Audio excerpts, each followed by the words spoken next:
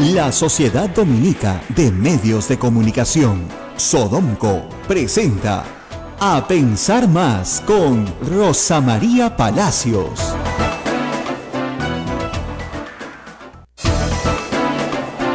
Hola, buenos días. Hoy es martes 11 de abril del año 2017. Aquí se inicia A Pensar Más con Rosa María Palacios. Bueno, muy bien, muy buenos días, cada día con su afán, ¿no? Así es. Así tiene que ser, eso decía Santa Teresa, creo. Y hoy día el afán de la prensa, por supuesto, es el presidente Lula de Brasil, el expresidente brasilero, que finalmente ha sido descubierto por el delator, si quieren, Marcelo Odebrecht, el presidente de la compañía Odebrecht, que finalmente señaló que efectivamente él entregó al expresidente Lula una coima de 4.15 millones de dólares, 4.150.000 dólares. Este testimonio ubica esta coima entre el 2012 y el 2013. Y los pagos al expresidente fueron en efectivo y figuraban en la contabilidad de la firma bajo el nombre Amigo. Entonces, con este testimonio, obviamente hay que encontrar en la contabilidad de la firma eso, etcétera, etcétera, etcétera. Y también otras investigaciones periodísticas que demostraban ciertos signos exteriores de riqueza de Lula que eran incompatibles con sus posibilidades económicas, muestran que el presidente Lula recibió dinero después de ser presidente. Ahora, ahí también hay que ver la ley brasileña y estudiar un poco a cambio de qué, a cambio de beneficios en el gobierno de Dilma, es posible, y luego es verdad que Lula actuó como un embajador de las empresas brasileras de construcción. Lula viajaba al Perú, hablaba con Alan García, Lula viajaba al Perú, hablaba con Humala, viajó muchísimas veces a Venezuela, hay obra pública de Odebrecht regada por todo el continente, en la cual se señala claramente que la intervención del presidente Lula estuvo ahí en calidad ciertamente de embajador. Es más, la embajada de Brasil en el Perú, a diferencia de las nuestras afuera, funcionaban como grandes promotores de los intereses de las empresas brasileñas en el exterior. Y las empresas brasileñas más fuertes en el exterior eran finalmente las constructoras. Entonces, esta revelación que se sospechaba desde el inicio, pues lo que hace es confirmar ya con fundamento jurídico una acción penal contra el expresidente Lula. Yo recuerdo que cuando metieron preso a Marcelo Odebrecht en junio del año 2015, ya van a ser 2 años, el padre de Marcelo Odebrecht, Norberto Odebrecht, dijo: si meten preso a mi hijo, deberían hacer también una celda para Dilma y para Lula. ¿Te acuerdas? Sí, claro. Y casi todos los presidentes de Latinoamérica también tendrán que ir presos. Entonces yo creo que eso es lo que estamos viendo ahora. Estamos viendo lo que fue un augurio. Nadie pudo confirmar, tú sabes, la cita. Claro. Yo traté de buscar confirmación para la cita, pero nunca pude encontrarla. Pero por lo menos trascendió que eso fue lo que dijo. Entonces sí hay ahí una clara intención, ¿no es cierto?, de sobornar a un presidente. No es por nada, pero qué barato, ¿eh? Qué barato era Lula. Nuestro presidente Toledo pidió 35 millones de dólares y le dieron 20 nomás. Hasta ahora, el presidente que más dinero ha recibido de la corrupción brasilera es Alejandro Toledo. Es una cosa fascinante. Estamos hablando del continente, ¿eh? Del continente. Sí. Hasta ahora, probado Alejandro Toledo. Ahora, no le han probado los 20, le han probado 9 aproximadamente. ¿No? Una cosa es lo que se dice y otra es la que se hace, pero sí, efectivamente, hay ahí una cantidad de dinero todavía por definir, ¿no? Los gobernadores regionales, entre los procesados y los que están en investigación hoy, pues constituyen un ramillete impresionante, ¿no es cierto?, de personas con indagaciones por corrupción. Y eso es a nivel de gobiernos regionales y todavía falta municipalidades provinciales. Entonces, sí, como digo yo, estamos empezando. Aquí hay muchísimo. Hay, por supuesto, casos como el caso de Chilca, que no tiene nada que ver con la corrupción de Odebrecht, pero tiene que ver, sí, con lo que explicábamos la semana pasada.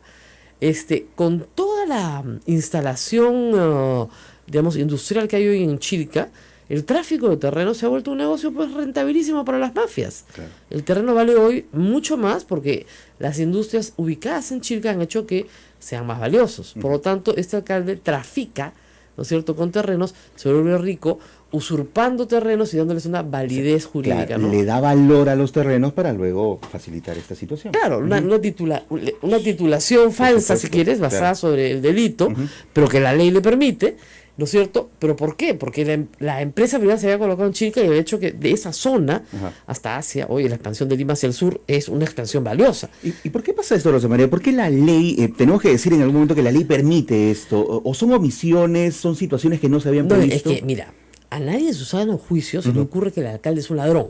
¿Te das cuenta? Tú no dices, vamos a hacer una ley, ¿no? Claro. Donde una ley orgánica de municipalidades donde vamos a presumir de plano que el alcalde es un ladrón. Entonces, ¿tú qué haces? Le das competencias pues al alcalde, ¿no? Entonces, el alcalde es competente para, no sé, plantear el diseño urbano de su localidad, ¿ya? ¿Cómo no va a ser competente para eso? Para formular su plan de ordenamiento territorial.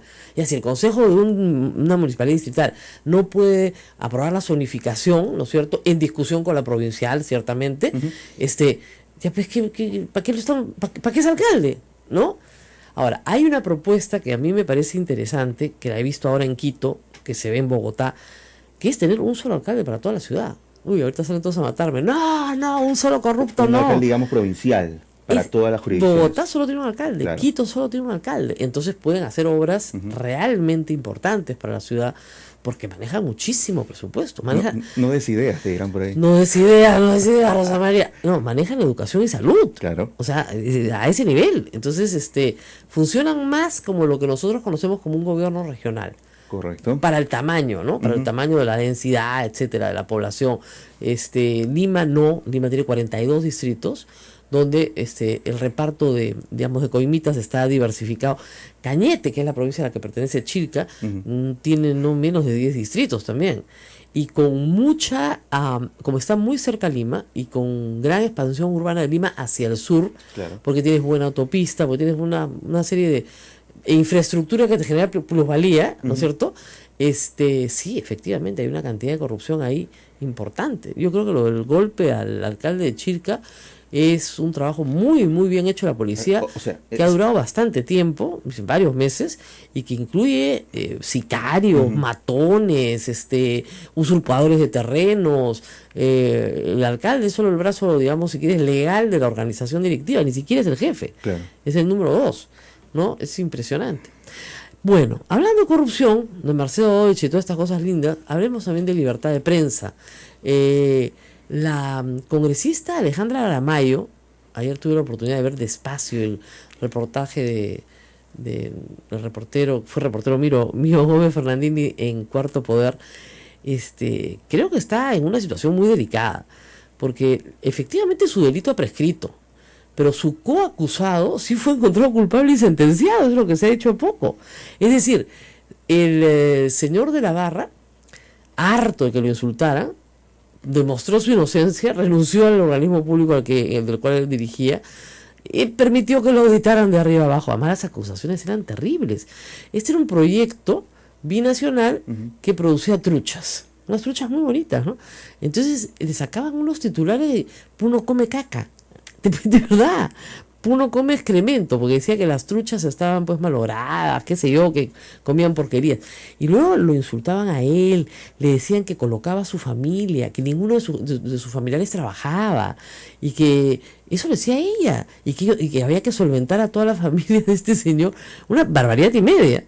Ahora, el señor ha podido exhibir un contrato no firmado por él, firmado por ella, donde se le exige pagar 1.700 soles de publicidad, y luego ha exhibido también, una resolución en la cual se sentencia al coacusado de el papá de la congresista y la congresista. ¿Quién era el coacusado?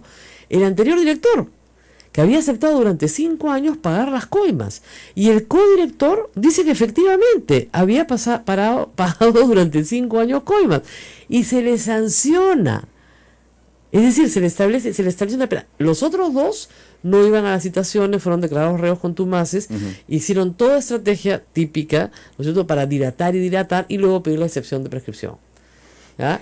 Entonces, la señora Aramayo dice, ¿cómo me puede denunciar 1 año después de que lo empecé supuestamente a difamar? Bueno, porque tienes que juntar, pues, justamente, limpiar tu nombre, claro, y luego regresar por la persona que te ha insultado. Muy valiente el señor puneño. Y ahora lo que informa la República es que el entonces jefe de salud en Puno también fue agraviado. Agraviado una y otra vez, no denunció porque sabían, y lo que me decía el señor Ibarra, es que no iban a perder porque eran gente muy poderosa en Puno. Ahora, una cosa que no entiendo, la señora Aramayo es congresista por Arequipa, ¿no? Sí. Pero toda su actividad profesional es puneña, pero en fin, ex gerente de salud da la cara y acusa al congresista a Aramayo, me extorsionaron. Ureta afirmó que pretendían que pagara 5.114 por publicidad no contratada. Como me negué, me difamaban hablando pestes de mí. Eso me dolía. En 2001 los denunció ante América TV por chantaje y extorsión. 13 años después lo buscaron para que se retracte. No lo hice, estaba indignado. Canal 4 cortó el contrato con estas personas en el año 2004, cuando el caso del señor de la Barra ya estuvo, o sea, por lo menos a uno ya lo habían sancionado, claro. Entonces ahí cortaron toda comunicación. Que ya había pruebas de que existía desde Lima, Hildebrand mandó un equipo para conocer esta historia, la sacaron en Latina. Y al conocerse la historia, Canal 4 cortó el contrato con Aramayo. Así que con Aramayo padre y Aramayo hija, porque la hija era la conductora y la que se salía a decir barbaridades y a la que enviaban a cobrar. Y ahí se ve claramente en el reportaje de Canal 2 que ella está muy nerviosa cuando llegan los periodistas de Lima, ¿no? Pero porque sabe que se están perdiendo el contrato con América Televisión. Claro. Eran la filial de América Televisión, imagínate tú.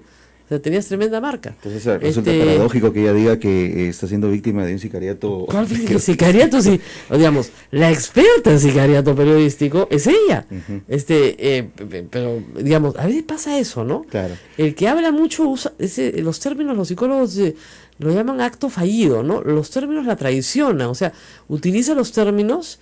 Miren, yo he sido víctima de una cantidad de gente hasta remunerada, ¿ya? En el gobierno aprista. Y yo sé quiénes son y dónde están, y todo el mundo sabe quiénes son y dónde están.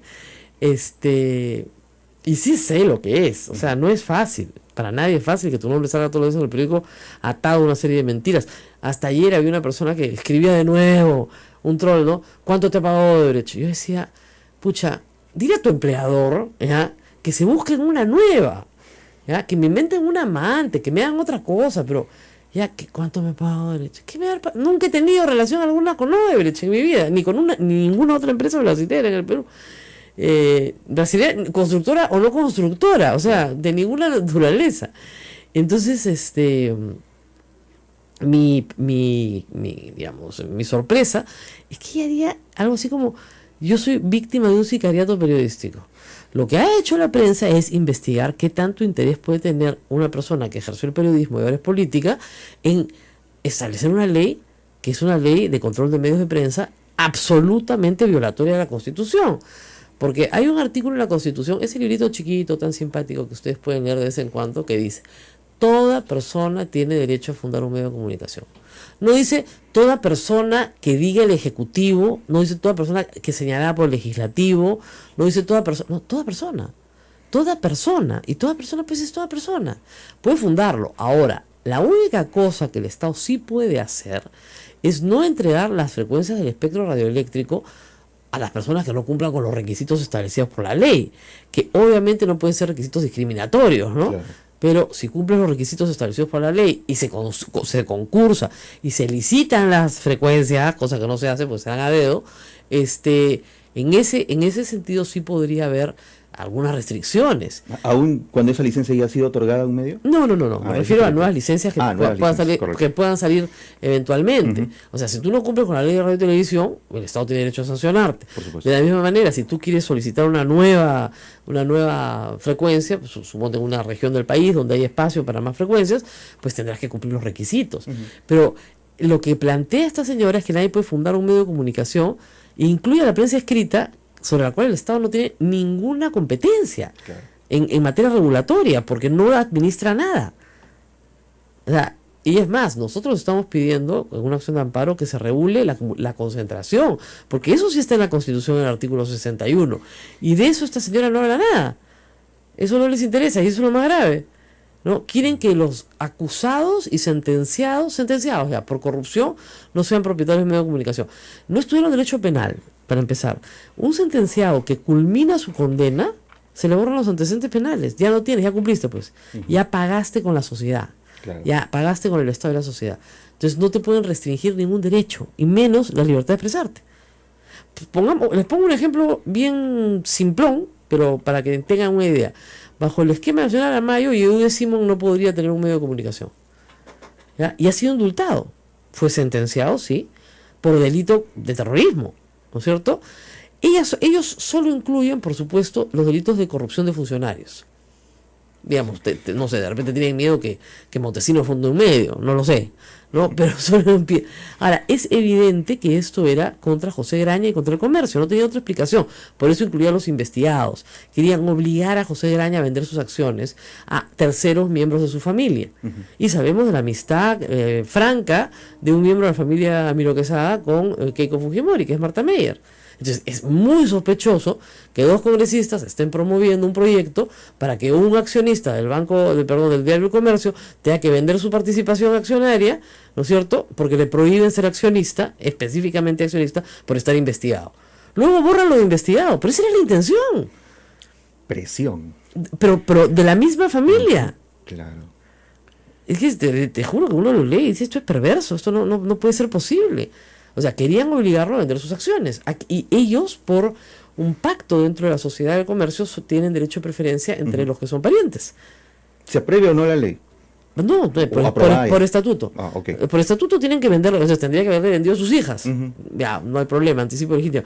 Pero creo que eso no era el propósito de las personas que están detrás de esto, ¿no? Además de fastidiarlo, ciertamente, ¿no? Pero es una venganza, claramente. Y obviamente la ley es inconstitucional. O sea, primero, si la mayoría fujimorista aprueba este mamarracho sin el voto de Kendi, eso está clarísimo, el Tribunal Constitucional debería, pues, derogarla más o menos ipso facto, ¿no? Pero no solamente eso, sino que si el Tribunal Constitucional no la deroga, pasa pues a la Corte Interamericana para hacer el papelón que siempre hacemos en la Corte Interamericana, y por supuesto que la derogan, ¿no? Claro. Además, si yo no quiero ver el canal de televisión de un corrupto, no lo veo, pues, ¿no? Por eso yo no veo Panamericana, pues, porque sé que el dueño sigue siendo el señor Schutz, papá. Entonces me parece que hay un cierto, sí, efectivamente, sesgo a favor del fujimorismo al que sirvió el señor Schutz, papá, y sigue sirviendo. Listo. Entonces esa es mi opinión personal, simplemente decido no ver ese canal. Ya está. Pero si yo creo que la acusación contra una persona, por ejemplo en el caso de Yehude Simón, es falsa, ya, yo no veo por qué un delito indultado pueda ser, ¿no es cierto?, una causa para la cual una persona no pueda fundar un medio de comunicación. Así de fácil. Cuando crees en la libertad, crees, pues. Cuando no crees, no crees. Así es. Nos vamos a la pausa, tenemos mucho por conversar. El día de hoy vamos a hablar de educación y de los resultados de la encuesta Censal, una encuesta muy importante, este censo que se realiza a miles de alumnos en todo el país para ver sus avances, que es lo más importante. Y hay buenas noticias, bueno, hay noticias no tan buenas, pero las noticias en matemáticas son realmente muy buenas. Vamos a una pausa y volvemos. Así es, también en esta edición, Rosa María, estaremos con el ex congresista Mesías Guevara, que es presidente de Acción Popular, para hablar sobre este partido político. Muy bien, acá me preguntan, ¿comentaste sobre el crimen Yataco? ¿Qué pasó realmente? Disculpen, las policiales no las vamos a ver en estos días, ¿ya? Estamos concentradas en temas de orden público. Creo que es un crimen horrendo, pero que corresponde a las autoridades policiales y criminalísticas determinar qué pasó y sancionar a los responsables. Ese crimen, como otros que suceden todos los días en nuestro país, merecen condena, pero tienen que estar en manos de profesionales. Lo único que sí les puedo decir es que me parece un circo que haga una reconstrucción con 30 o 40 periodistas corriendo detrás de un asesino. Podrían ser más discretos la fiscal, podrían ser más discretos la gente de criminalística y hacer una reconstrucción sin presencia de toda la prensa, que no es necesaria para una reconstrucción.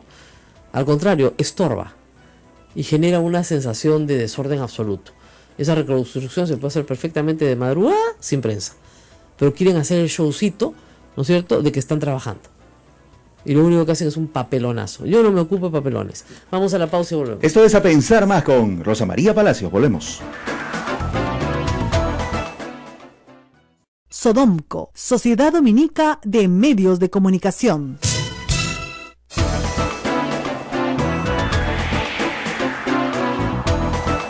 Continuamos, esto es A Pensar Más con Rosa María Palacios. Bueno, muy bien, estamos aquí comentando las noticias del día, que no son pocas, la verdad es un día lleno de... Y también efectivamente la fascinación que tienen ustedes por las policiales, ¿no?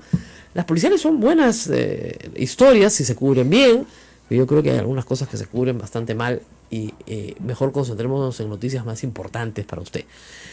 Todos los que tienen hijos en el colegio quieren saber si a sus hijos les está yendo bien, si están aprendiendo, si el colegio, el estado al que van es bueno, es malo. Y por esa razón vamos a conversar con la viceministra de Educación, Liliana Miranda. La unidad de medición de calidad del Ministerio de Educación ha emitido ya los resultados de la encuesta censal para matemáticas y comprensión lectora del año 2016. Señora viceministra, muy buenos días. Buenos días, Rosa María. Bueno, primero vamos con las buenas noticias, matemáticas. Yo tengo aquí los cuadros y efectivamente hemos reducido bastante, pero bastante, el nivel de niños que están en el nivel insatisfactorio a nivel nacional o en inicio, ¿no? El inicio de aprendizaje está en 28.6, 37.3 están, estoy dando cifras nacionales, en proceso de aprendizaje y 34.1 están ya con el nivel satisfactorio en matemáticas en segundo grado de primaria a nivel nacional. ¿Qué significa esto en mejora? ¿De dónde veníamos? Veníamos de varios años donde en el caso de matemática había un rezago.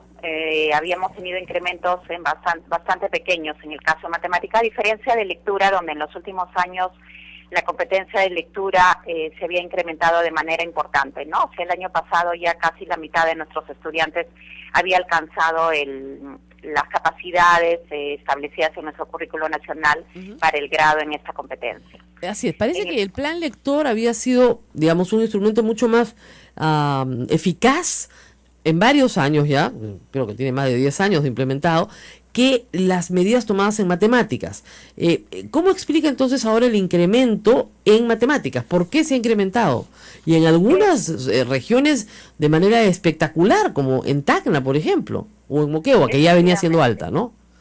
Sí, ya venía siendo alta, sobre todo en los departamentos del sur. Probablemente el enfoque de matemática supone un enfoque de resolución de problemas, que es más bien el enfoque moderno de las matemáticas, no está centrado en las operaciones, como tradicionalmente se hacía, y por lo tanto eso implicaba también un dominio más o menos competente de los estudiantes, eso es lo que se requería en términos de la lectura, ¿no? Y sobre todo que los estudiantes entendieran la situación que se les estaba planteando, la pudieran reflexionar a partir de eso y establecer qué operaciones, qué estrategia matemática deberían utilizar. Claro, viceministra, entonces, una buena comprensión lectora permite resolución de problemas en matemática. Si hay mala comprensión lectora, es imposible resolver problemas en matemática. Exactamente, exacto. No solamente para la matemática, y esa es la importancia de la lectura como una competencia transversal y que debería, en verdad, no solamente limitarse a su función en el aula y en la escuela, sino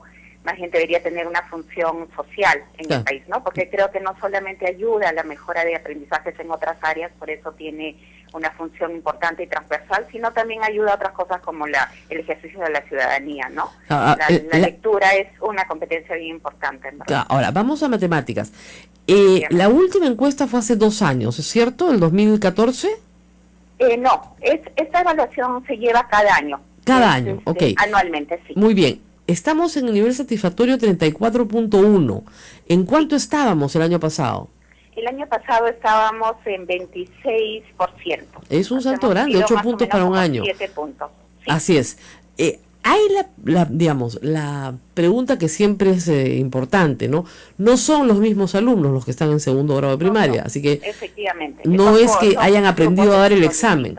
Pero hay la preocupación de que los profesores sí hayan aprendido a dar el examen y preparen a los niños para el examen. ¿Cómo combatir eso? Sí, cuando aparecen estas evaluaciones censales cuya idea o cuyo propósito es, digamos, poder monitorear el avance de los aprendizajes y su carácter censal supone la devolución de resultados a todos los actores educativos para que en el marco de la competencia de cada uno puedan tomar decisiones. Ciertamente también, y esto está documentado en la literatura internacional, aparecen algunas malas prácticas como las que usted señala, ¿no? A veces algunos docentes entienden esto, que la idea es entrenar a los estudiantes. Claro. Ahí sobre eso quisiera comentar dos cosas. Uno es que la prueba evalúa más bien habilidades, ¿no? No incorpora, digamos, contenidos que los estudiantes puedan repetir o puedan memorizar. Así es. Sí, por ese lado la prueba, digamos, es consistente con el nuevo enfoque de competencias de nuestro currículo nacional, y lo que modernamente, digamos, es hacia lo que se apunta, que los estudiantes desarrollen habilidades en un tiempo donde, digamos, los conocimientos varían cotidianamente y muy rápidamente, ¿no? Pero por otro lado, en el Ministerio de Educación también cada vez estamos más cautos y haciendo, digamos, la difusión necesaria para que estas malas prácticas como la del entrenamiento no se masifiquen, ¿no? Porque la idea sería que los estudiantes puedan dar esta prueba sin necesidad de estar siendo sometidos a pruebas rutinarias que sabemos que en algunas escuelas se hacen, ¿no? ¿Usted se acuerda cuánto era el porcentaje en matemáticas la primera vez que se midió censalmente en Perú? Era 7%. En el año 2007 solamente el 7% de los estudiantes, que era dramático, desarrollaba los aprendizajes para esa competencia. Esta prueba no es la misma que la prueba PISA, pero no tiene los mismos objetivos, pero también el PISA produce otros indicadores, pero lo interesante es que saltar de 7 a 34 en una década implica que ha habido un trabajo, ¿no es cierto?, en los últimos 10 o 5 años, que tienen que ver efectivamente con el mejoramiento de las capacidades de los profesores. Más totalmente. Que los alumnos siguen pasando a tercer grado primaria, ¿no es cierto?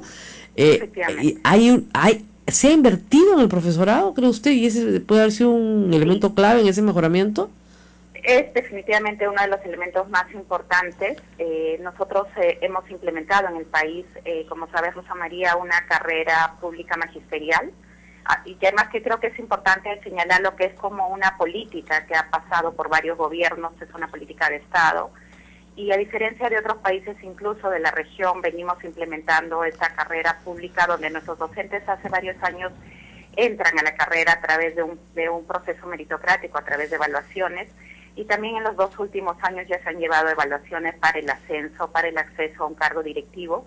Y este año también vamos a empezar incluso con las evaluaciones de desempeño, que van a ser evaluaciones en el aula, que van a permitir saber cómo están los estudiantes los docentes, y poder retroalimentar su función en el aula mismo, ¿no? Que era una cosa también que los maestros nos habían venido reclamando hace tiempo, que sean evaluados donde ellos hacen su trabajo, que es en el aula, ¿no? Ahora, ustedes no hacen de repente esa correlación que yo la hago más políticamente, ¿no? Pero en aquellas regiones donde hay serios problemas de corrupción, serios problemas con sus gobernadores, los índices de matemática en inicio, o sea, los índices más bajos de aprendizaje son más altos.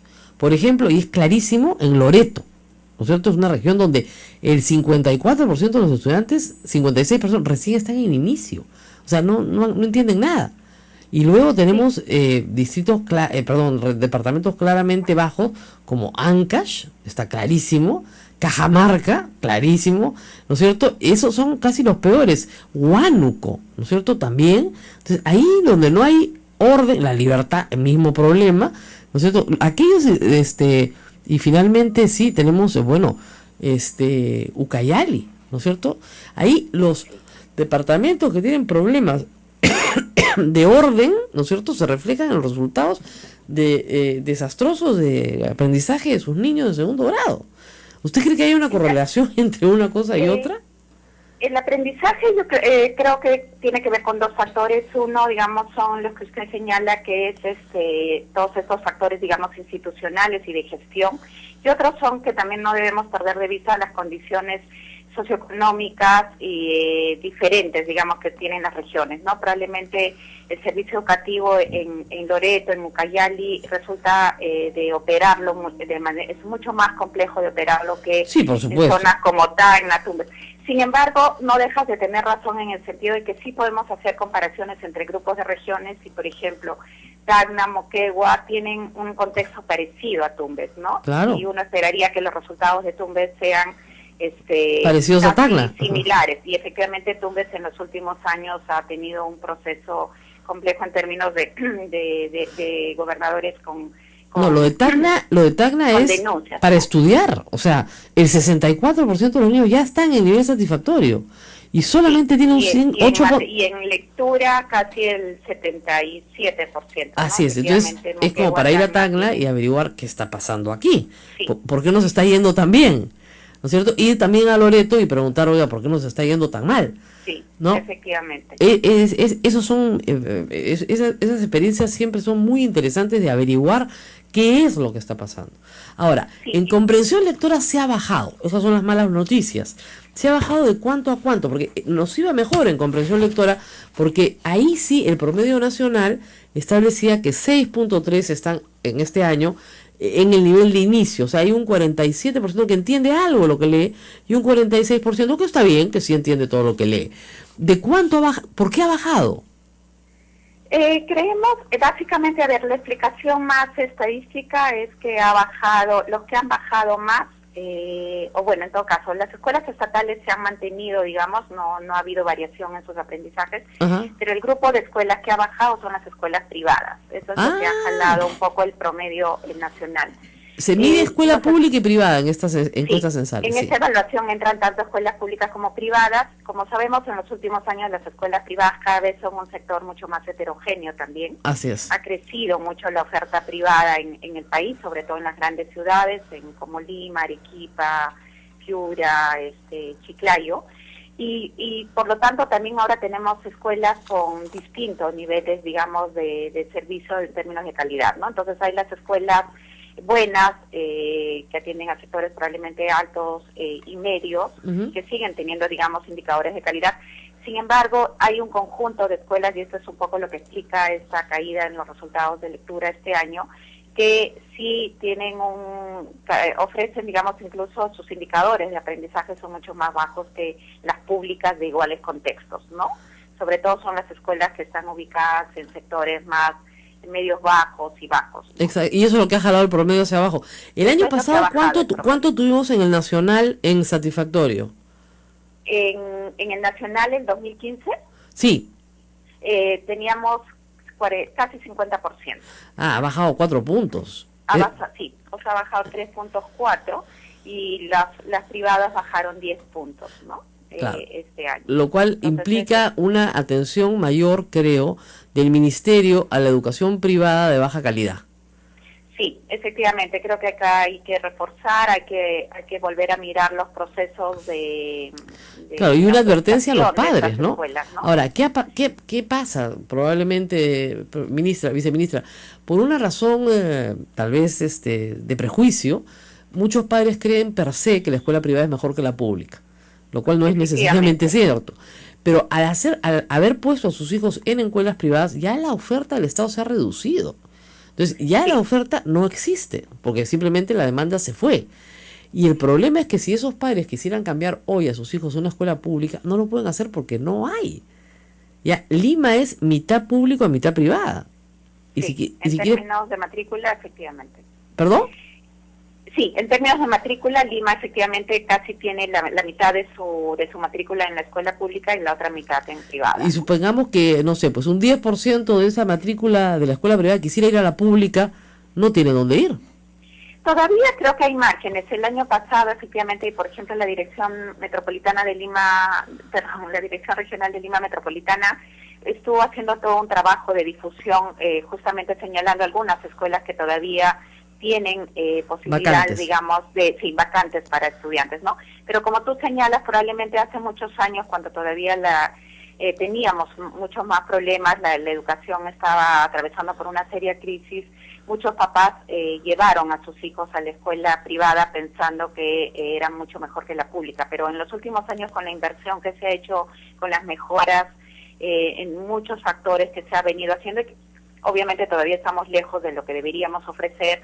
Creo que es momento también de que los papás puedan repensar esta decisión y en todo caso reevaluar el tema, digamos, de cuando sienten que la escuela privada no le ofrece el servicio de calidad, ¿no? Yo he tenido, atentos a eso. Mis hijos están todavía en la escuela y han sido censados ambos, y me han devuelto los resultados. ¿Ustedes le devuelven los resultados a todos los padres? Sí, se le devuelven los resultados a los padres. Justamente esa es la idea de tener una evaluación censal lo que busca es devolverle resultados a todos los actores que de alguna manera tienen algún tipo de influencia en el aprendizaje de los estudiantes, y entre eso obviamente el rol del papá es importante. Claro, y ahí viene una discusión, ¿no? O sea, las culpas. ¿Quién tiene la culpa, la escuela o mi hijo? Porque obviamente la escuela va a decir, no señor, es su hijo, pues, lo que la altura no da, la Salamanca no lo presta, pues, ¿qué vamos a hacer? Pero no, o sea, se supone, ¿no, doctora, que todo niño debería estar en el nivel satisfactorio? Se debería.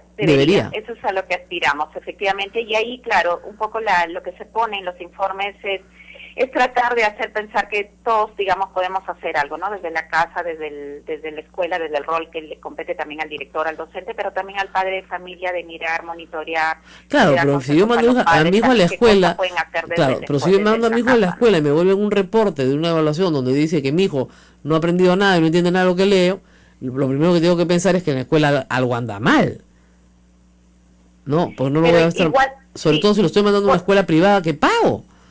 De acuerdo, por los dos lados, ¿no? Porque también es importante todo este apoyo socioemocional, digamos, de interés, de promover el interés, la motivación de los estudiantes, ¿no? Y creo que también la familia cumple un rol importante, ¿no? Pero efectivamente, si los papás reciben un reporte, lo primero es ir a la escuela y averiguar qué está pasando, ¿no? Así es. Y, por ejemplo, es lo que pasa, creo que en matemática. Lo que sí hemos visto en muchas escuelas de estas que no tienen buenos resultados, por ejemplo, los libros de matemática, uno fácilmente los libros que usan en ese tipo de escuelas, hemos visto que están están desde el enfoque más tradicional de las operaciones, ¿no? O sea, digamos, todavía no han asumido el enfoque de resolución de problemas. Probablemente también por eso, en el caso de matemática, haya todavía un rezago en este tipo también de escuelas, ¿no? Bueno, muy bien, señora viceministra, buenas noticias, como digo, pero malas, y ya sabemos dónde está el problema. Está en la escuela privada, probablemente en la escuela privada limeña y de grandes ciudades, que ha jalado el promedio de comprensión lectora hacia abajo. Por si acaso, todo lo que están preguntándome si este examen se hace a congresistas, no se hace a congresistas. Ojalá se hiciera, nos encantaría ver los resultados con devolución al pueblo. Para que se den cuenta que no da el censo estudiar, ¿no? En el ministerio quisiéramos más bien, justamente una de las cosas que estamos pensando hacer para que, bueno, esperamos que el próximo año este resultado de lectura continúe con el progreso que tenían en los últimos años, que en verdad hay que pensar también la lectura como lo que comentábamos al inicio de esta entrevista, ¿no? O sea, como que tenga una función social, que salga más de la escuela, y en eso creo que ayudaría además, mucho que los congresistas, en lugar de, más bien no señalen que leer hace mal, sino más bien todo lo contrario, ¿no? Eso es verdad. Felizmente el congresista se ha disculpado, ¿no? Pero felizmente se ha disculpado, pero de verdad es una barbaridad decirle a alguien que leer hace daño cuando leer es probablemente lo que salva tu vida, ¿no? O sea, muchas veces. Sí, para muchas cosas. Y sobre todo para ejercer la ciudadanía, para que tengamos un país mucho más sólido en términos democráticos, ¿no? Así es. A mí me encanta leer, he leído toda mi vida y crecí en una casa donde no me dejaban ver televisión. O sea, que me obligaron a leer. Genial. Genial. No solamente eso. Señora viceministra, muchísimas gracias por contar la anécdota después. Gracias, señora viceministra, por estar con nosotros esta mañana. Yo siempre lo cuento y la gente no me cree. A mí no me dejaban ver televisión día de semana. Entonces todo el colegio comentaba, y menos telenovelas, que a mi madre le parecían una cosa pues, absolutamente innecesaria, ¿no? Deforman la mente, me acuerdo. Entonces, como no había nada que hacer, y en mi casa había una buena biblioteca, había mucho para leer. Claro. Y en eso sí no me ponían restricciones. O sea, yo creo que leí La Ciudad de los Perros cuando tenía 15 años, o sea, o 14, o sea, puedes leer lo que te dé la gana, pero eso sí, no ves televisión. Y un buen día la televisión se malogró para siempre. Y me recuerdo haber dicho, mi papá dijo, ¡ay, qué bendición! Magnífico, esas televisiones de tubos, ¿no? Como que tenemos acá en el museo, digamos. ¿Ya? Entonces, de repente, qué bendición. Oye, durante 2 años ni siquiera hubo televisión en la casa.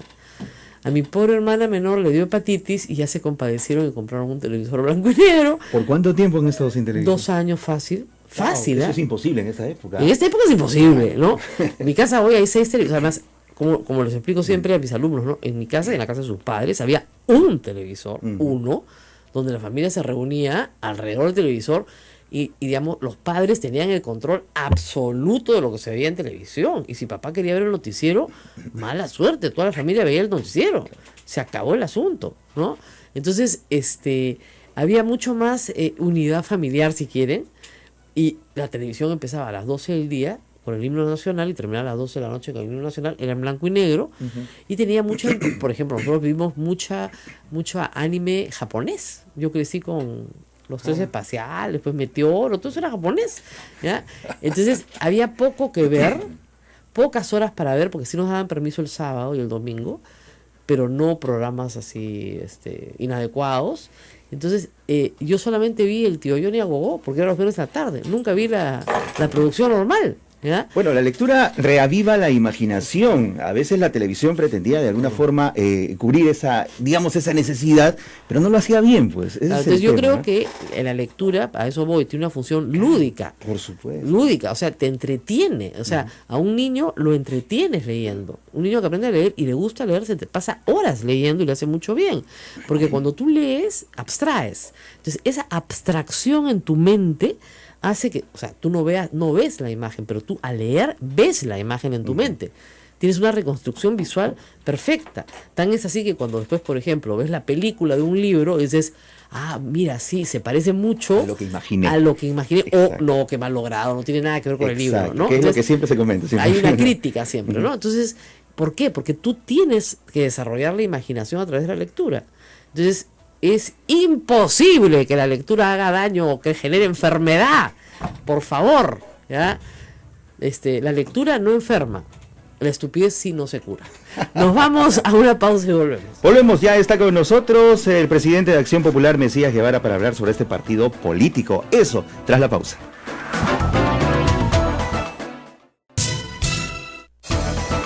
Esta es la Sociedad Dominica de Medios de Comunicación, presentando a Pensar Más con Rosa María Palacios en Radio Santa Rosa en Lima, Radio Santo Domingo Chimbote, Radio San Martín Arequipa, Radio Veritas RTV Cusco y también a nuestras emisoras hermanas dominicas, Radio Cepagua Ucayali, Radio Quillabamba La Convención y Radio Madre de Dios en Puerto Maldonado. Hay que destacar que Radio Santa Rosa en su página de Facebook tiene en estos momentos la transmisión en vivo en Facebook Live, Rosa María. Así es. Nos ven por todas partes, ¿ah?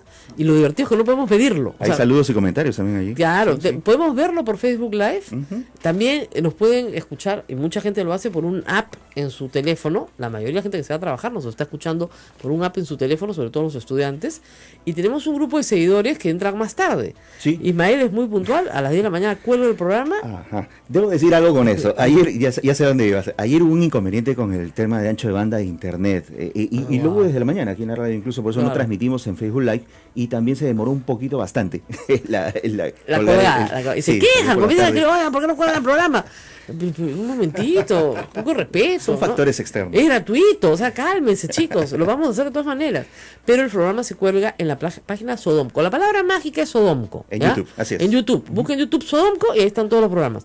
Y entran miles de personas en la tarde, a veces en la noche, y nosotros nos quedamos muy sorprendidos. O sea, en realidad creo que nos escuchan tanto como a RPP, pero no nos hemos dado cuenta. Y no tenemos publicidad. Peregrinaciones sí, por Semana Santa, rifas, pero aquí publicidad muy poca. Y eso es algún día alguien va a escribir una tesis sobre este radio, la verdad. Pero bueno, vamos a nuestro tema no tan feliz con Acción Popular. El presidente del partido, Mesías Guevara, está con nosotros preocupado. Se ha emitido un comunicado de prensa expresando una enorme preocupación porque el partido está al borde de la extinción. Porque el Jurado Nacional de Elecciones determinó que todas las autoridades, menos el presidente y la secretaria general, la vicepresidenta, tenían que estaban mal elegidas o no estaban, su inscripción no estaba adecuada a los estatutos, por lo tanto no existían. Tienen que convocar a nuevas elecciones y sin embargo la OMPE, a la cual han pedido auxilio, también les pone observaciones. Entonces, si no eligen a sus nuevas autoridades en un plazo perentorio, el partido puede disolverse, ¿no es cierto? Y acusan a ex dirigentes, militantes por cierto, pero ex miembros de la dirigencia del partido, de crear una mafia que pretende adueñarse del partido. O sea, la cosa es grave. A ver, cuéntenos un poquito qué es lo que está pasando. Muy buenos días. Hola, ¿qué tal? Buenos días. Un saludo cordial para todo el pueblo peruano que nos escuchan. En primer lugar, ofrecer mis disculpas a la militancia del partido a nivel nacional. Somos cerca de 200.000 Nosotros, Rosa María, todo este tema lo hemos estado, digamos, manejando internamente. El doctor Javier Arias Estela, hace un año, después que acabó la primera vuelta, nos sentamos e iniciamos una ronda de conversaciones con los diversos miembros del comité político. A tal punto de que con Víctor Andrés García Belaunde, con quien tenemos unos serios cuestionamientos hasta casi personales por parte de él. Públicos y notorios, como dirían los expedientes. Incluso con él, consciente de la realidad del partido, nos sentamos con Arias Estela y acordamos que estos temas no deberían de verse fuera del partido y al contrario, buscar. Por eso la última conversación que tuvimos acá, yo le dije que ya estábamos en vistas de una solución. Así es, que iban a ir a un proceso electoral, escoger sus elecciones, sus porque autoridades. Ya íbamos en ese camino. Yeah. Pero sin embargo, el señor Edmundo del Águila Morote, el papá del congresista, se opuso radicalmente a este diálogo porque la idea era reunirnos, sentarnos todos y renovar el comité electoral de manera concertada, de manera consensuada, y que ese comité electoral luego convoque a un proceso electoral. Nosotros queremos elecciones, porque eso es nuestro espíritu. Eso es lo que elecciones Fernando de la elecciones internas. Además, lo que dice la ley, es lo que hay que hacer. Dice la ley. Y sin embargo, este señor Edmundo del Águila Morote se opuso, incluso desairó al propio Javier Arias Estela. Le dijo, estábamos en el comité político, le llamó él personalmente, le dijo, te estamos separando, no voy. Comencé a llevar, no quiero conversar. Mañana voy a tu despacho a las 12. Y llegó el doctor Arias Estela esperándolo al mediodía y nunca llegó. Bueno, ok. Entonces, ¿y por qué? Porque precisamente ellos tienen un proyecto personal, lo cual es válido, no critico, pero sí critico las artes, sí critico los medios. ¿El proyecto personal cuál es? El proyecto personal es... ¿El quién es el presidente de la Acción Popular? No, él ya fue presidente, ha sido secretario general en su momento también, y fue vicepresidente con Javier Álvaro Orlandini, y incluso ellos andan diciendo que nosotros nos queremos perennizar en el cargo. Pero fíjese, María Rosa María, yo he sido elegido del 2014 hasta el 2018. Rafael Vázquez ha sido elegido del 2015 hasta el 2017. O sea, ¿quién se está perennizando en el cargo? Nadie. Pero sin embargo, ellos de manera malintencionada salen a decir que nosotros queremos quedarnos, entornillarnos en el cargo. Eso es falso. Es él que tiene un proyecto personal. En primer lugar, lo que él quiere hacer es que su hijo sea secretario general nacional del partido. En primer punto. Siempre ha promovido a su hijo, el señor. Siempre, de manera, o sea que por eso cuando hay un debate en el partido, para nosotros su hijo no cuenta, por más congresista que sea. Siempre está el padre. Claro. ¿Y por qué? Porque él lamentablemente no tiene el peso, no tiene la... Yo me acuerdo cuando postuló a la alcaldía de Lima, yo le hice una entrevista que la gente me ponía en Twitter, por favor, Rosa María, ten piedad. Pobre. No, sí te dijo que en Lima quería hacer una marginal. Sí. Fue terrible. Entonces yo le dije, ¿por el oeste o por el este? Creo que me dijo por el oeste. Porque el oeste está el Océano Pacífico. Entonces, no, fue terrible. Sí, entonces, fíjate que... La marginal de Lima, sí me acuerdo. Sí, habló de la marginal de Lima. Fue espantoso. Pero sí, claro, no tiene el peso y tal vez el padre quiere promover al hijo, pero si la mayoría... Eso es válido. Así es, por eso le digo, eso es válido. Pero no las formas como lo quieren hacer. Pero si la mayoría no va a estar de acuerdo, pues no está de acuerdo. Claro, entonces y por eso nosotros queremos, en la mayoría del comité político, en primer lugar queremos un comité electoral imparcial. Bueno, pero ¿qué obstáculo puede haber si la mayoría están de acuerdo? No, ninguno, simplemente que el comité... lo que pasa es de que queremos que sea consensuado. Ya. Pero queremos que sea consensuado. Bueno, pero ya no se puede. Por eso nosotros estamos saliendo ya a decir, un momentito, ya no se puede, no se pudo, y vamos a decir las cosas como lo que viene ocurriendo realmente en el partido, porque curiosamente, el que impulsó precisamente para que la inscripción de Rafael Vázquez y el Comité Ejecutivo Nacional sea revocado del Jurado Nacional de Elecciones, fueron ellos, los congresistas, liderados por Edmundo del Águila Herrera, en la que incluso la última vez estuvo conversando con la secretaria general del Jurado Nacional de Elecciones. ¿Por qué? Porque lo curioso es lo siguiente, el jurado revoca la inscripción del ROT, pero luego le dice, ¿sabes qué?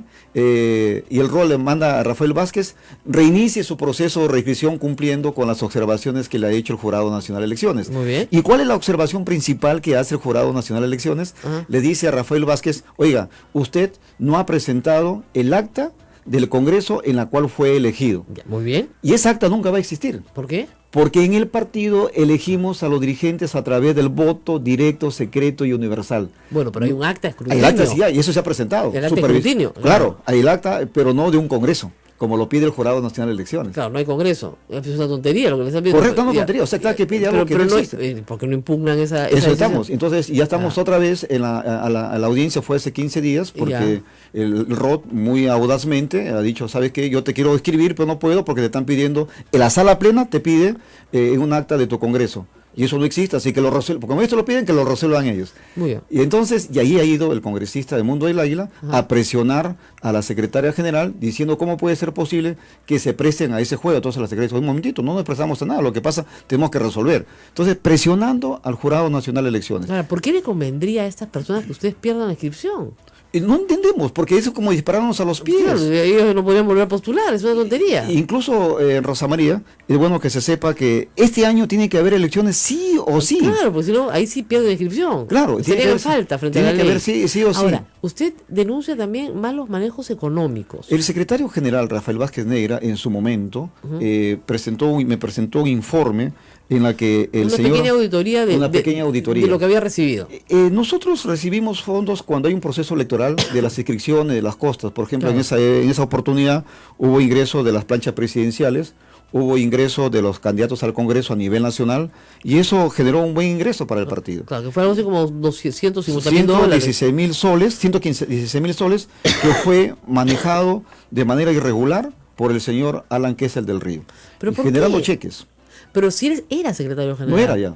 Su mandato de él acabó el 9 de noviembre del 2016. ¿Ya? Ya no era secretario general. ¿Y hasta cuándo gira cheques? Cheques los gira hasta enero de este año, del año 2016. Bueno, o sea, el 2015, perdón. Claro, pero no estaba en un periodo de transición hasta que se inscribieran firmas. Es que lo otro ya estaba escrito, O sea, las firmas ya estaban escritas en el banco. Claro, en el banco no, pero él no podía ya girar. No, pues lo que pasa es que ahí sí tienes que hacer una transferencia. ¿Qué pasa? Paralizas al partido hasta que se inscriban nuevas firmas en el banco. Pero nosotros incluso le mandamos una carta notarial que nos diga, oye, has utilizado, pero ¿en qué lo has utilizado? Y luego él gira cheques a ese entonces a una señora Natalia Alzamora, que ahora es secretaria del despacho de Mundo del Águila. Y luego gira un cheques al señor Carlos Bazán Sender por un monto de 15,000 soles, quien tampoco rinde cuentas. O sea que no han rendido cuentas. No han rendido cuentas de este dinero. Y ahora ahí he leído en Exitosa al congresista Víctor Andrés García Belaúnde decir que este tema ya se vio y que ese dinero fue autorizado para invertir o gastar en la campaña de los candidatos al Congreso. ¿Puede ser? Ya puede ser, está bien. Supongamos que es cierto eso. La pregunta es, ¿lo declararon en la OMPE?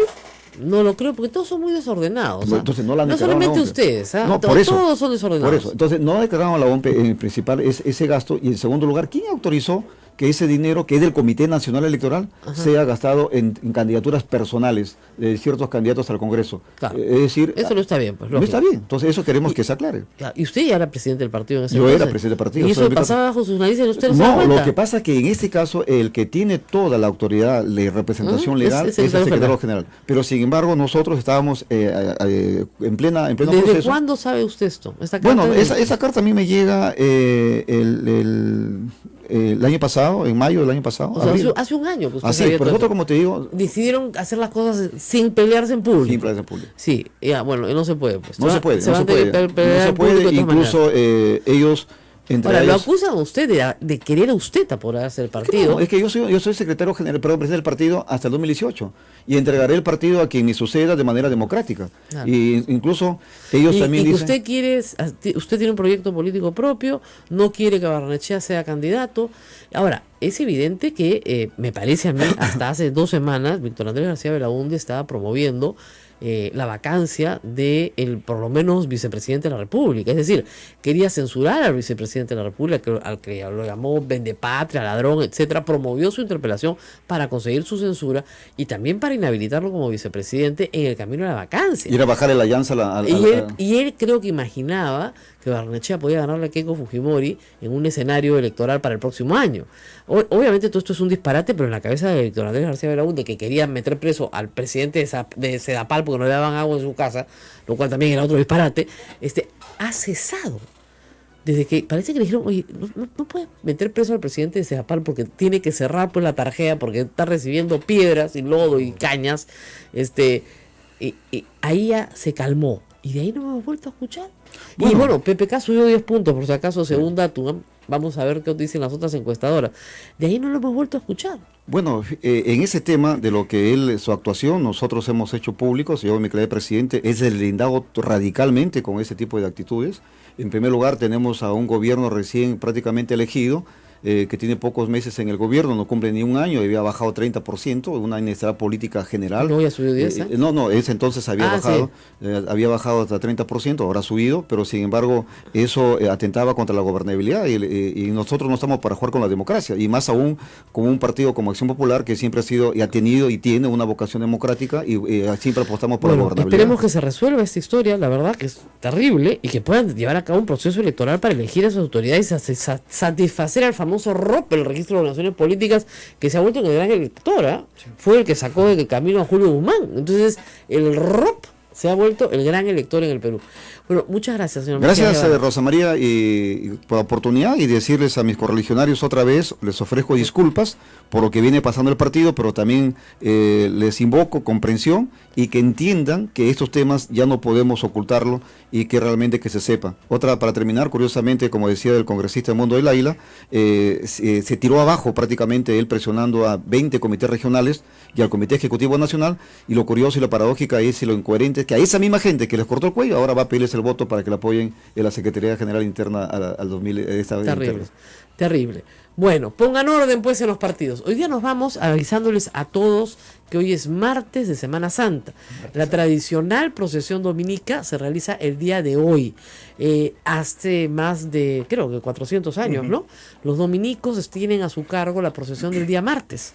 Eso lo aprendí yo el año pasado. El martes santo, que no tiene procesión en otras iglesias, por supuesto, tiene procesión acá. La procesión, Ángela, ¿a qué hora sale? 5 de la tarde. 6 imágenes.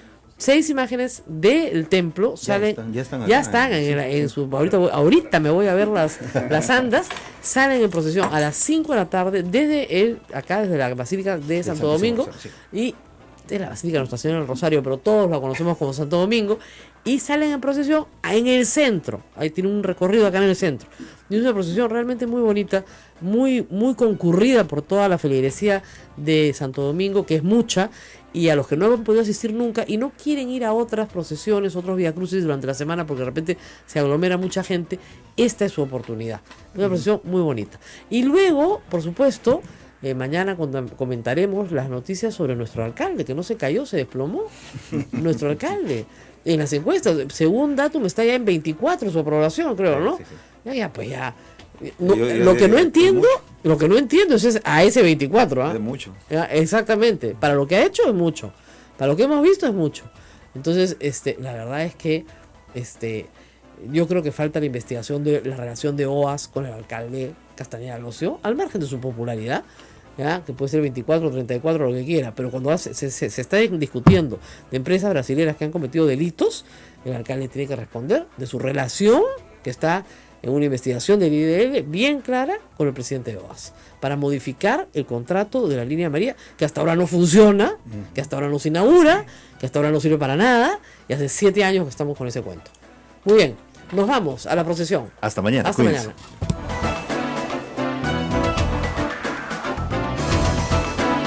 Hasta aquí, A Pensar Más con Rosa María Palacios.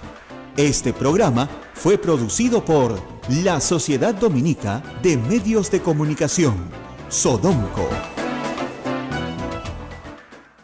Acusados y sentenciados ya por corrupción, no sean propietarios de medios de comunicación. No estudiaron derecho penal, para empezar. Un sentenciado que culmina su condena, se le borran los antecedentes penales. Ya no tienes, ya cumpliste, pues. Ya pagaste con la sociedad. Claro. Ya pagaste con el Estado y la sociedad. Entonces no te pueden restringir ningún derecho, y menos la libertad de expresarte. Les pongo un ejemplo bien simplón, pero para que tengan una idea. Bajo el esquema nacional Amayo, Yehude Simón no podría tener un medio de comunicación, ¿ya? Y ha sido indultado. Fue sentenciado, sí, por delito de terrorismo, ¿no es cierto? Ellos solo incluyen, por supuesto, los delitos de corrupción de funcionarios. digamos, no sé, de repente tienen miedo que Montesinos funde un medio, no lo sé, ¿no? Pero solo empieza. Ahora, es evidente que esto era contra José Graña y contra el comercio, no tenía otra explicación, por eso incluía a los investigados, querían obligar a José Graña a vender sus acciones a terceros miembros de su familia, y sabemos de la amistad franca de un miembro de la familia Miro Quesada con Keiko Fujimori, que es Martha Meyer.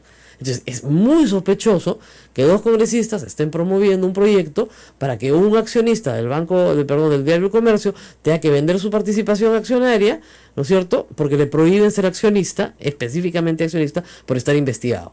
Luego borran lo de investigado, pero esa era la intención. Presión. Pero de la misma familia. Claro. Es que te juro que uno lo lee y dice, esto es perverso, esto no puede ser posible. O sea, querían obligarlo a vender sus acciones. Y ellos, por un pacto dentro de la sociedad de comercio, tienen derecho de preferencia entre los que son parientes. ¿Se apruebe o no la ley? No, por estatuto. Ah, okay. Por estatuto tienen que venderlo, entonces tendría que haberle vendido a sus hijas. Ya, no hay problema, anticipo legítimo. Pero creo que ese no era el propósito de las personas que están detrás de esto, ¿no? Además de fastidiarlo, ciertamente, ¿no? Pero es una venganza, claramente. Y obviamente la ley es inconstitucional. O sea, primero, si la mayoría fujimorista aprueba este mamarracho sin el voto de Kendi, eso está clarísimo, el Tribunal Constitucional debería, pues, derogarla más o menos ipso facto, ¿no? Pero no solamente eso, sino que si el Tribunal Constitucional no la deroga, pasa pues a la Corte Interamericana para hacer el papelón que siempre hacemos en la Corte Interamericana y por supuesto que la derogan, ¿no? Claro. Además, si yo no quiero ver el canal de televisión de un corrupto, no lo veo, pues, ¿no? Por eso yo no veo Panamericana, pues, porque sé que el dueño sigue siendo el señor Schutz, papá. Entonces me parece que hay un cierto, sí, efectivamente, sesgo a favor del fujimorismo al que sirvió el señor Schutz, papá, y sigue sirviendo. Listo. Entonces esa es mi opinión personal, simplemente decido no ver ese canal. Ya está.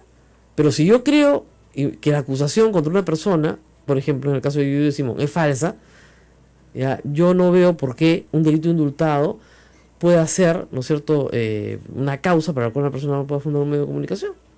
Así de fácil. Cuando crees en la libertad, crees, pues. Cuando no crees, no crees. Así es. Nos vamos a la pausa, tenemos mucho por conversar el día de hoy. Vamos a hablar de educación y de los resultados de la encuesta censal, una encuesta muy importante, este censo que se realiza a miles de alumnos en todo el país para ver sus avances, que es lo más importante. Y hay buenas noticias, bueno, hay noticias no tan buenas, pero las noticias en matemáticas son realmente muy buenas. Vamos a una pausa y volvemos. Así es, también en esta edición, Rosa María, estaremos con el ex congresista Mesías Guevara, que es presidente de Acción Popular, para hablar sobre este partido político.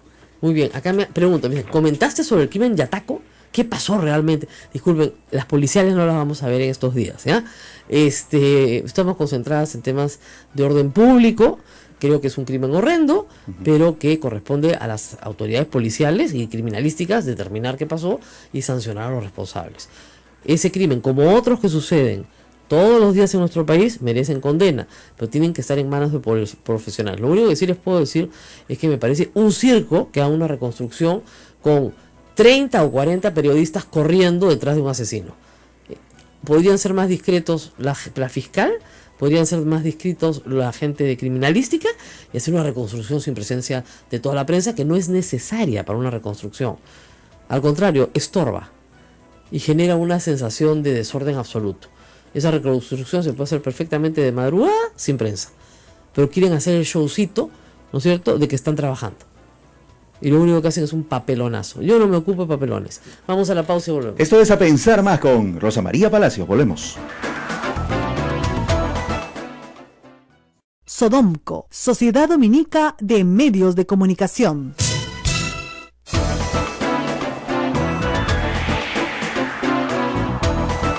Continuamos, esto es A Pensar Más con Rosa María Palacios. Bueno, muy bien, estamos aquí comentando las noticias del día, que no son pocas, la verdad es un día lleno de... Y también efectivamente la fascinación que tienen ustedes por las policiales, ¿no? Las policiales son buenas historias si se cubren bien. Yo creo que hay algunas cosas que se cubren bastante mal y mejor concentrémonos en noticias más importantes para usted. Todos los que tienen hijos en el colegio quieren saber si a sus hijos les está yendo bien, si están aprendiendo, si el colegio, el estado al que van es bueno, es malo. Y por esa razón vamos a conversar con la viceministra de Educación, Liliana Miranda. La unidad de medición de calidad del Ministerio de Educación ha emitido ya los resultados de la encuesta censal para matemáticas y comprensión lectora del año 2016. Señora viceministra, muy buenos días. Buenos días, Rosa María. Bueno, primero vamos con las buenas noticias matemáticas. Yo tengo aquí los cuadros y efectivamente hemos reducido bastante, pero bastante, el nivel de niños que están en el nivel insatisfactorio a nivel nacional o en inicio, ¿no? El inicio de aprendizaje está en 28.6, 37.3 están, estoy dando cifras nacionales, en proceso de aprendizaje y 34.1 están ya con el nivel satisfactorio en matemáticas en segundo grado de primaria a nivel nacional. ¿Qué significa esto en mejora? ¿De dónde veníamos? Veníamos de varios años donde en el caso de matemática había un rezago. Habíamos tenido incrementos bastante pequeños en el caso de matemática, a diferencia de lectura, donde en los últimos años la competencia de lectura se había incrementado de manera importante, ¿no? O sea, el año pasado ya casi la mitad de nuestros estudiantes había alcanzado las capacidades establecidas en nuestro currículo nacional para el grado en esta competencia. Así es, parece que el plan lector había sido, digamos, un instrumento mucho más eficaz en varios años ya, creo que tiene más de 10 años de implementado, que las medidas tomadas en matemáticas. ¿Cómo explica entonces ahora el incremento en matemáticas? ¿Por qué se ha incrementado? Y en alguna...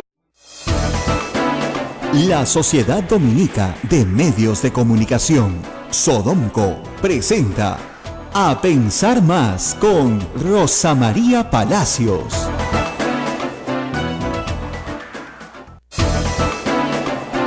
Hola, buenos días. Hoy es martes 11 de abril del año 2017. Aquí se inicia A Pensar Más con Rosa María Palacios. Bueno, muy bien, muy buenos días, cada día con su afán, ¿no? Así es. Así tiene que ser, eso decía Santa Teresa, creo.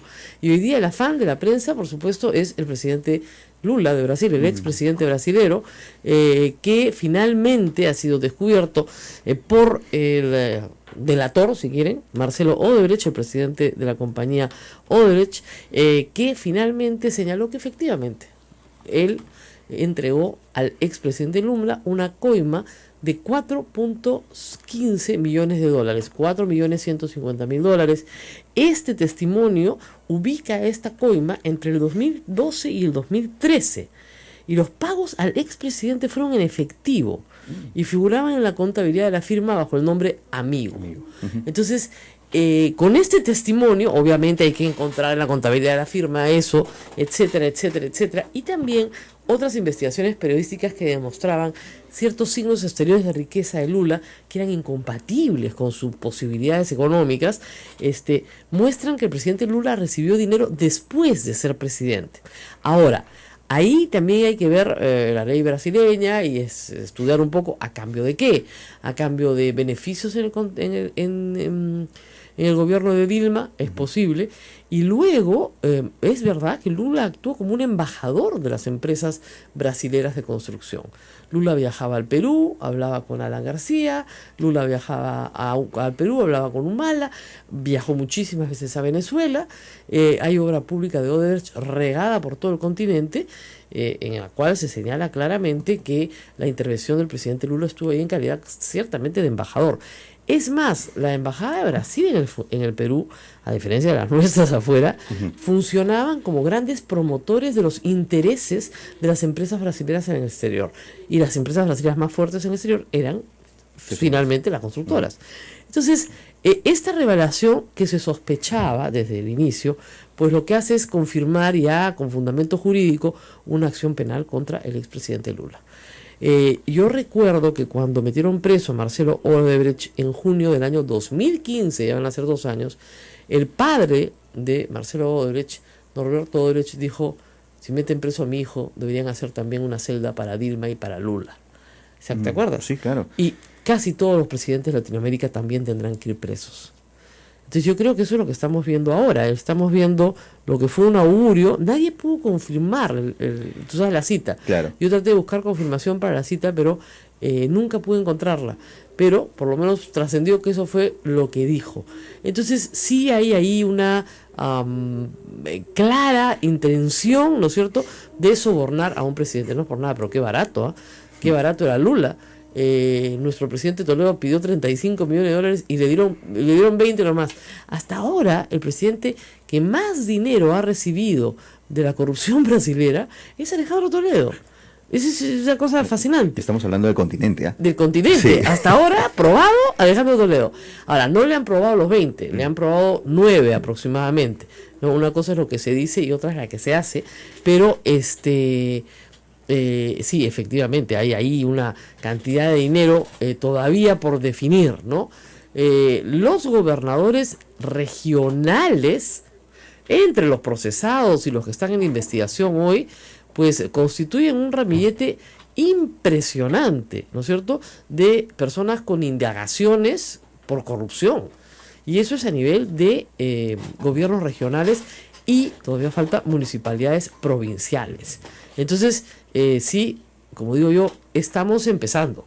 Aquí hay muchísimo, hay por supuesto casos como el caso de Chilca, que no tiene nada que ver con la corrupción de Odebrecht, pero tiene que ver sí con lo que explicábamos la semana pasada, con toda la instalación, digamos, industrial que hay hoy en Chilca, el tráfico de terreno se ha vuelto un negocio pues rentabilísimo para las mafias. Claro. El terreno vale hoy mucho más porque las industrias ubicadas en Chilca han hecho que sean más valiosos. Por lo tanto, este alcalde trafica, ¿no es cierto?, con terrenos, se vuelve rico, usurpando terrenos y dándoles una validez jurídica. Claro, ¿no? Le da valor a los terrenos para luego facilitar esta situación. Claro, una titulación falsa, si quieres, basada sobre el delito, pero que la ley le permite, ¿no es cierto? ¿Pero por qué? Porque la empresa privada se había colocado en Chilca y el hecho que de esa zona hasta Asia, hoy la expansión de Lima hacia el sur es una expansión valiosa. ¿Y por qué pasa esto, Rosa María? ¿Por qué la ley, tenemos que decir en algún momento que la ley permite esto? ¿O son omisiones, son situaciones que no se habían previsto? Es que, mira, a nadie en su sano juicio se le ocurre que el alcalde es un ladrón. ¿Te das cuenta? Tú no dices, vamos a hacer una ley, ¿no? Claro. Donde una ley orgánica de municipalidades donde vamos a presumir de plano que el alcalde es un ladrón. Entonces, ¿tú qué haces? Le das competencias pues al alcalde, ¿no? Entonces, el alcalde es competente para, no sé, plantear el diseño urbano de su localidad, ¿ya? ¿Cómo no va a ser competente para eso? Para formular su plan de ordenamiento territorial. Y así el consejo de una municipalidad distrital no puede aprobar la zonificación, ¿no es cierto?, en discusión con la provincial, ciertamente. Ya pues, ¿para qué es alcalde? ¿No? Ahora, hay una propuesta que a mí me parece interesante, que la he visto ahora en Quito, que se ve en Bogotá, que es tener un solo alcalde para toda la ciudad. Uy, ahorita salen todos a matarme. No, un solo corrupto, no. Un alcalde, digamos, provincial. Para todas las jurisdicciones. Bogotá solo tiene un alcalde, claro. Quito solo tiene un alcalde. Entonces pueden hacer obras realmente importantes para la ciudad porque manejan muchísimo presupuesto. No des ideas, te dirán por ahí. No des ideas, Rosa María. No, manejan educación y salud. Claro. O sea, a ese nivel. Entonces, funcionan más como lo que nosotros conocemos como un gobierno regional. Correcto. Para el tamaño, ¿no? Para el tamaño de la densidad, etcétera, de la población. Lima tiene 42 distritos, donde el reparto de coimitas está diversificado. Cañete, que es la provincia a la que pertenece Chilca, tiene no menos de 10 distritos también. Y con mucha, como está muy cerca Lima, y con gran expansión urbana de Lima hacia el sur, claro. Porque tienes buena autopista, porque tienes una serie de infraestructura que te genera plusvalía, ¿no es cierto? Sí, efectivamente, hay una cantidad de corrupción ahí importante. Yo creo que lo del golpe al alcalde de Chilca es un trabajo muy, muy bien hecho de la policía, que ha durado bastante tiempo, varios meses, y que incluye sicarios, matones, usurpadores de terrenos. El alcalde es solo el brazo, digamos, si quieres, legal de la organización directiva, ni siquiera es el jefe, claro. Es el número 2, ¿no? Es impresionante. Bueno, hablando de corrupción, de Marcelo Odebrecht y todas estas cosas lindas, hablemos también de libertad de prensa.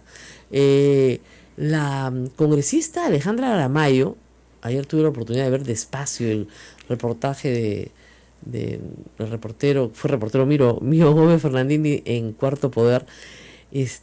Creo que está en una situación muy delicada, porque efectivamente su delito ha prescrito, pero su coacusado sí fue encontrado culpable y sentenciado, es lo que se ha hecho poco. Es decir, el señor de la Barra, harto de que lo insultaran, demostró su inocencia, renunció al organismo público del cual él dirigía y permitió que lo auditaran de arriba abajo. Además, las acusaciones eran terribles. Este era un proyecto binacional que producía truchas. Unas truchas muy bonitas, ¿no? Entonces le sacaban unos titulares de Puno come caca. De verdad. Puno come excremento, porque decía que las truchas estaban pues malogradas, qué sé yo, que comían porquerías. Y luego lo insultaban a él, le decían que colocaba a su familia, que ninguno de sus familiares trabajaba, y que eso lo decía ella, y que había que solventar a toda la familia de este señor. Una barbaridad y media.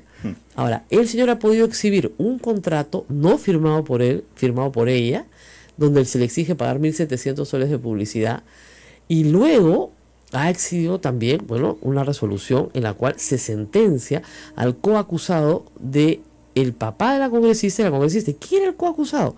El anterior director, que había aceptado durante 5 años pagar las coimas. Y el codirector dice que efectivamente había pagado durante 5 años coimas.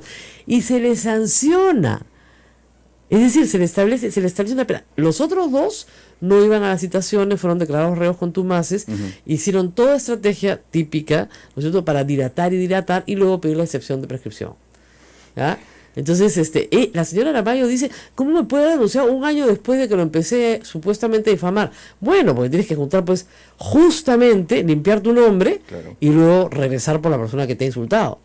Muy valiente el señor puneño. Y ahora lo que informa la República es que el entonces jefe de salud en Puno también fue agraviado. Agraviado una y otra vez, no denunció, porque sabían, y lo que me decía el señor Ibarra, es que no iban a perder, porque eran gente muy poderosa en Puno. Ahora, una cosa que no entiendo, la señora Aramayo es congresista por Arequipa, ¿no? Sí. Pero toda su actividad profesional es puneña, pero en fin, ex gerente de salud da la cara y acusa al congresista a Aramayo, me extorsionaron. Ureta afirmó que pretendían que pagara 5.114 por publicidad no contratada. Como me negué, me difamaban hablando pestes de mí. Eso me dolía. En 2001 lo denunció ante América TV por chantaje y extorsión. 13 años después lo buscaron para que se retracte. No lo hice, estaba indignado. Canal 4 cortó el contrato con estas personas en el año 2004, cuando el caso del señor de la Barra ya estuvo... O sea, por lo menos a uno ya lo habían sancionado, claro. Entonces ahí cortaron toda comunicación. Que ya había pruebas de que existía desde Lima, Hildebrand mandó un equipo para conocer esta historia. La sacaron en Latina. Y al conocerse la historia, Canal 4 cortó el contrato con Aramayo. Así que con Aramayo padre y Aramayo hija, porque la hija era la conductora, y la que se salía a decir barbaridades, y a la que enviaban a cobrar. Y ahí se ve claramente en el reportaje de Canal 2 que ella está muy nerviosa cuando llegan los periodistas de Lima, ¿no? Pero porque sabe que se están perdiendo el contrato con América Televisión. Claro. Eran la filial de América Televisión, imagínate tú. O sea, tenías tremenda marca. Entonces resulta paradójico que ella diga que está siendo víctima de un sicariato. ¿Cuál sicariato? Sí, digamos, la experta en sicariato periodístico es ella. Pero, digamos, a veces pasa eso, ¿no? Claro. El que habla mucho usa los términos, los psicólogos lo llaman acto fallido, ¿no? Los términos la traicionan, o sea, utiliza los términos. Miren, yo he sido víctima de una cantidad de gente hasta remunerada, ¿ya?, en el gobierno aprista. Y yo sé quiénes son y dónde están, y todo el mundo sabe quiénes son y dónde están. Y sí sé lo que es. O sea, no es fácil. Para nadie es fácil que tu nombre salga todos los días en el periódico atado a una serie de mentiras. Hasta ayer había una persona que escribía de nuevo, un troll, ¿no? ¿Cuánto te ha pagado Odebrecht? Yo decía, pucha, dile a tu empleador, ¿ya?, que se busquen una nueva, ¿ya?, que me inventen una amante, que me hagan otra cosa, pero... Ya, ¿cuánto me paga Odebrecht? Nunca he tenido relación alguna con Odebrecht en mi vida, ni con ninguna otra empresa brasilera en el Perú. Brasilera, constructora o no constructora, o sea, de ninguna naturaleza. Entonces, mi sorpresa es que ella haría algo así como: yo soy víctima de un sicariato periodístico. Lo que ha hecho la prensa es investigar qué tanto interés puede tener una persona que ejerció el periodismo y ahora es política en establecer una ley que es una ley de control de medios de prensa absolutamente violatoria de la Constitución. Porque hay un artículo en la Constitución, ese librito chiquito tan simpático que ustedes pueden leer de vez en cuando, que dice: toda persona tiene derecho a fundar un medio de comunicación. No dice toda persona que diga el Ejecutivo, no dice toda persona que señalada por el Legislativo, no dice toda persona, no, toda persona. toda persona, y toda persona pues es toda persona, puede fundarlo. Ahora, la única cosa que el Estado sí puede hacer es no entregar las frecuencias del espectro radioeléctrico a las personas que no cumplan con los requisitos establecidos por la ley, que obviamente no pueden ser requisitos discriminatorios, ¿no? Claro. Pero si cumplen los requisitos establecidos por la ley y se concursa y se licitan las frecuencias, cosa que no se hace, pues se dan a dedo, en ese sentido sí podría haber algunas restricciones. ¿Aún cuando esa licencia ya ha sido otorgada a un medio? No, me refiero a nuevas licencias que puedan salir eventualmente. O sea, si tú no cumples con la ley de radio y televisión, el Estado tiene derecho a sancionarte. De la misma manera, si tú quieres solicitar una nueva frecuencia, pues, suponte en una región del país donde hay espacio para más frecuencias, pues tendrás que cumplir los requisitos. Pero lo que plantea esta señora es que nadie puede fundar un medio de comunicación, incluye la prensa escrita, sobre la cual el Estado no tiene ninguna competencia en materia regulatoria, porque no administra nada. O sea, y es más, nosotros estamos pidiendo en una acción de amparo que se regule la concentración, porque eso sí está en la Constitución, en el artículo 61, y de eso esta señora no habla nada. Eso no les interesa, y eso es lo más grave, ¿no? Quieren que las regiones de manera espectacular, como en Tacna, por ejemplo, o en Moquegua, que ya venía siendo alta, ¿no? Sí, ya venía siendo alta, sobre todo en los departamentos del sur. Probablemente el enfoque de matemática supone un enfoque de resolución de problemas, que es más bien el enfoque moderno de las matemáticas, no está centrado en las operaciones, como tradicionalmente se hacía, y por lo tanto eso implicaba también un dominio más o menos competente de los estudiantes, eso es lo que se requería en términos de la lectura, ¿no? Y sobre todo que los estudiantes entendieran la situación que se les estaba planteando, la pudieran reflexionar a partir de eso y establecer qué operaciones, qué estrategia matemática deberían utilizar. Claro, viceministra, entonces, una buena comprensión lectora permite resolución de problemas en matemática. Si hay mala comprensión lectora, es imposible resolver problemas en matemática. Exactamente, exacto. No solamente para la matemática, y esa es la importancia de la lectura como una competencia transversal y que debería, en verdad, no solamente limitarse a su función en el aula y en la escuela, sino más bien debería tener una función social en el país, ¿no? Porque creo que no solamente ayuda a la mejora de aprendizajes en otras áreas, por eso tiene una función importante y transversal, sino también ayuda a otras cosas como el ejercicio de la ciudadanía, ¿no? La lectura es una competencia bien importante, en verdad. Ahora, vamos a matemáticas. La última encuesta fue hace 2 años, ¿es cierto? ¿El 2014? No, esta evaluación se lleva cada año. Cada año, ok. Anualmente, sí. Muy bien. Estamos en el nivel satisfactorio 34.1. ¿En cuánto estábamos el año pasado? El año pasado estábamos en 26%. Es un salto grande, 8 puntos para un año. 7 puntos. Sí. Así es. Hay la pregunta que siempre es importante, ¿no? No son los mismos alumnos los que están en segundo grado de primaria, así que efectivamente, no es que hayan aprendido a dar el examen. Pero hay la preocupación de que los profesores sí hayan aprendido a dar el examen y preparen a los niños para el examen. ¿Cómo combatir eso? Sí, cuando aparecen estas evaluaciones censales cuya idea o cuyo propósito es, digamos, poder monitorear el avance de los aprendizajes, y su carácter censal supone la devolución de resultados a todos los actores educativos para que en el marco de la competencia de cada uno puedan tomar decisiones. Ciertamente también, y esto está documentado en la literatura internacional, aparecen algunas malas prácticas como las que usted señala, ¿no?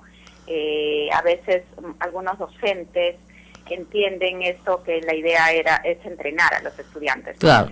Ahí sobre eso quisiera comentar 2 cosas. Uno es que la prueba evalúa más bien habilidades, ¿no? No incorpora, digamos, contenidos que los estudiantes puedan repetir o puedan memorizar. Así es. Sí, por ese lado la prueba, digamos, es consistente con el nuevo enfoque de competencias de nuestro currículo nacional, y lo que modernamente, digamos, es hacia lo que se apunta, que los estudiantes desarrollen habilidades en un tiempo donde, digamos, los conocimientos varían cotidianamente y muy rápidamente, ¿no?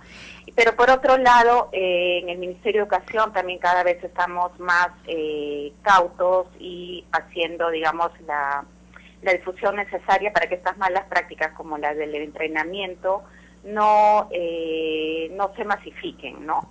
Porque la idea sería que los estudiantes puedan dar esta prueba sin necesidad de estar siendo sometidos a pruebas rutinarias que sabemos que en algunas escuelas se hacen, ¿no? ¿Usted se acuerda cuánto era el porcentaje en matemáticas la primera vez que se midió censalmente en Perú?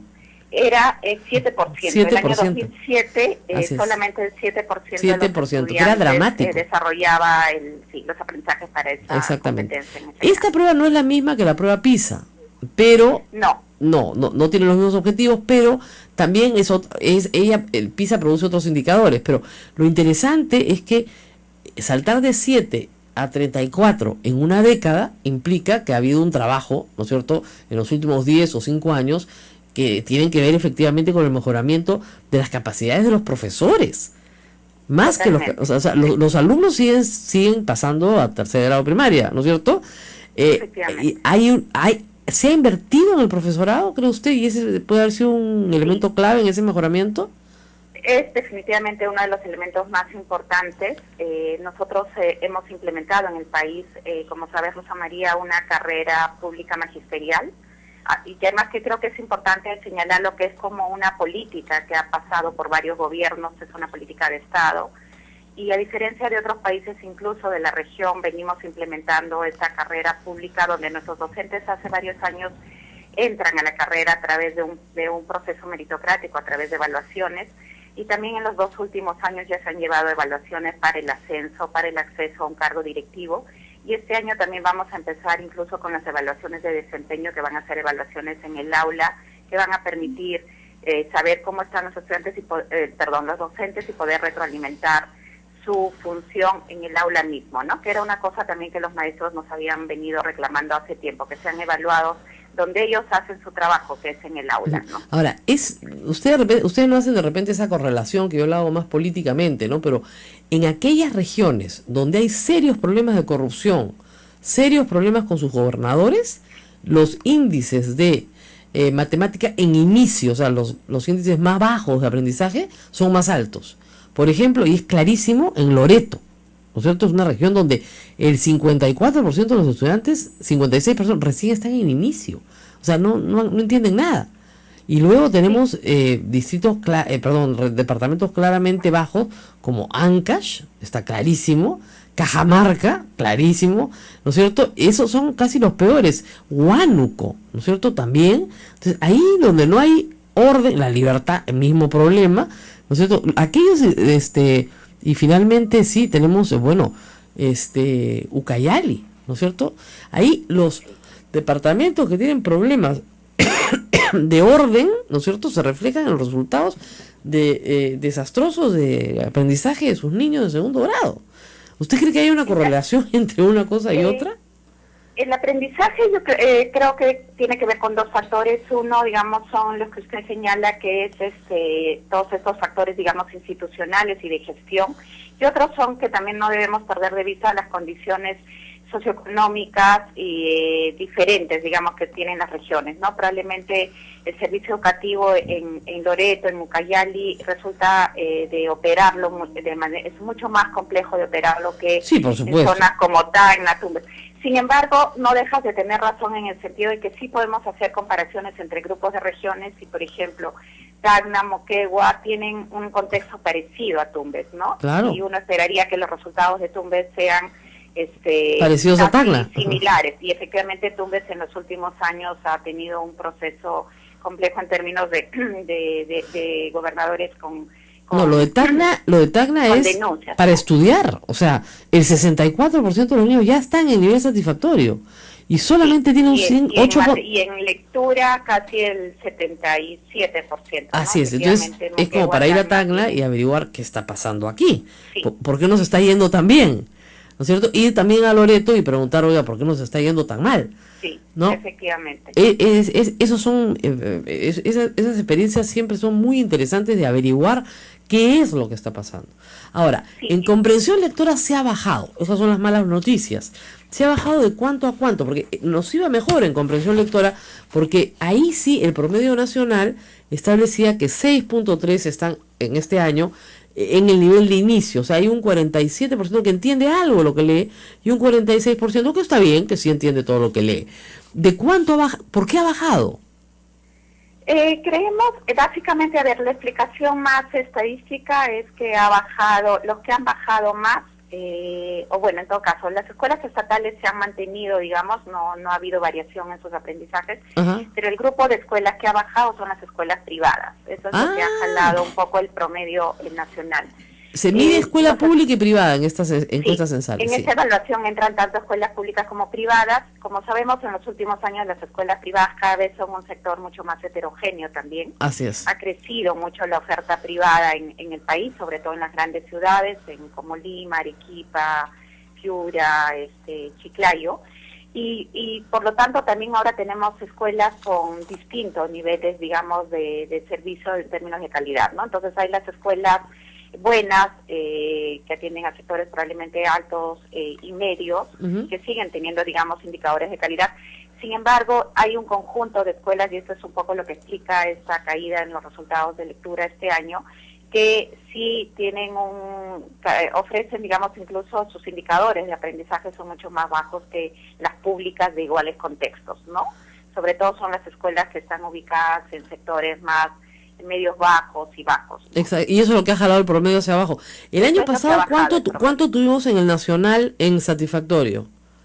En el nacional, en 2015, sí, teníamos casi 50%. Ah, ha bajado 4 puntos. Sí, o sea, ha bajado 3.4 y las privadas bajaron 10 puntos, ¿no? Claro. Este año. Lo cual implica una atención mayor, creo, del Ministerio a la educación privada de baja calidad. Sí, efectivamente, creo que acá hay que reforzar, hay que volver a mirar los procesos de claro, y una advertencia a los padres, ¿no? Escuelas, ¿no? Ahora, ¿qué pasa? Probablemente, viceministra, por una razón tal vez de prejuicio, muchos padres creen per se que la escuela privada es mejor que la pública, lo cual no es necesariamente cierto. Pero al haber puesto a sus hijos en escuelas privadas, ya la oferta del Estado se ha reducido. Entonces, ya la oferta no existe, porque simplemente la demanda se fue. Y el problema es que si esos padres quisieran cambiar hoy a sus hijos a una escuela pública, no lo pueden hacer porque no hay. Ya, Lima es mitad público a mitad privada. Sí, en términos de matrícula, efectivamente. ¿Perdón? Sí, en términos de matrícula, Lima efectivamente casi tiene la mitad de su matrícula en la escuela pública y la otra mitad en privada. Y supongamos que, no sé, pues un 10% de esa matrícula de la escuela privada quisiera ir a la pública, no tiene dónde ir. Todavía creo que hay márgenes. El año pasado, efectivamente, y por ejemplo, la Dirección Metropolitana de Lima, la Dirección Regional de Lima Metropolitana estuvo haciendo todo un trabajo de difusión, justamente señalando algunas escuelas que todavía tienen posibilidades, vacantes, digamos, vacantes para estudiantes, ¿no? Pero como tú señalas, probablemente hace muchos años, cuando todavía teníamos muchos más problemas, la educación estaba atravesando por una seria crisis, muchos papás llevaron a sus hijos a la escuela privada pensando que era mucho mejor que la pública, pero en los últimos años, con la inversión que se ha hecho, con las mejoras en muchos factores que se ha venido haciendo, obviamente todavía estamos lejos de lo que deberíamos ofrecer. Creo que es momento también de que los papás puedan repensar esta decisión y en todo caso reevaluar el tema, digamos, de cuando sienten que la escuela privada no le ofrece servicio de calidad, ¿no? Yo he tenido, atentos a eso. Mis hijos están todavía en la escuela y han sido censados ambos y me han devuelto los resultados. ¿Ustedes le devuelven los resultados a todos los padres? Sí, se le devuelven los resultados a los padres. Justamente esa es la idea de tener una evaluación censal que lo que busca es devolverle resultados a todos los actores que de alguna manera tienen algún tipo de influencia en el aprendizaje de los estudiantes y entre eso obviamente el rol del papá es importante. Claro, y ahí viene una discusión, ¿no? O sea, las culpas. ¿Quién tiene la culpa, la escuela o mi hijo? Porque obviamente la escuela va a decir, no señor, es su hijo, pues, lo que la altura no da, la Salamanca no lo presta, pues ¿qué vamos a hacer? Pero no, o sea, se supone, no, doctora, que todo niño debería estar en el nivel satisfactorio. Se debería. Eso es a lo que aspiramos, efectivamente. Y ahí, claro, un poco lo que se pone en los informes es es tratar de hacer pensar que todos, digamos, podemos hacer algo, ¿no? Desde la casa, desde la escuela, desde el rol que le compete también al director, al docente, pero también al padre de familia, de mirar, monitorear. Claro, pero si yo mando a mi hijo a la escuela, claro, pero si yo mando a mi hijo a la escuela y me vuelven un reporte de una evaluación donde dice que mi hijo no ha aprendido nada y no entiende nada de lo que leo, lo primero que tengo que pensar es que en la escuela algo anda mal. No, pues no lo voy a estar, igual, sobre todo si lo estoy mandando a una escuela privada que pago. De acuerdo, por los dos lados, ¿no? Porque también es importante todo este apoyo socioemocional, digamos, de interés, de promover el interés, la motivación de los estudiantes, ¿no? Y creo que también la familia cumple un rol importante, ¿no? Pero efectivamente, si los papás reciben un reporte, lo primero es ir a la escuela y averiguar qué está pasando, ¿no? Así es. Y por ejemplo, es lo que pasa, creo que en matemática. Lo que sí hemos visto en muchas escuelas de estas que no tienen buenos resultados, por ejemplo, los libros de matemática, uno fácilmente los libros que usan en ese tipo de escuelas, hemos visto que están están desde el enfoque más tradicional de las operaciones, ¿no? O sea, digamos, todavía no han asumido el enfoque de resolución de problemas.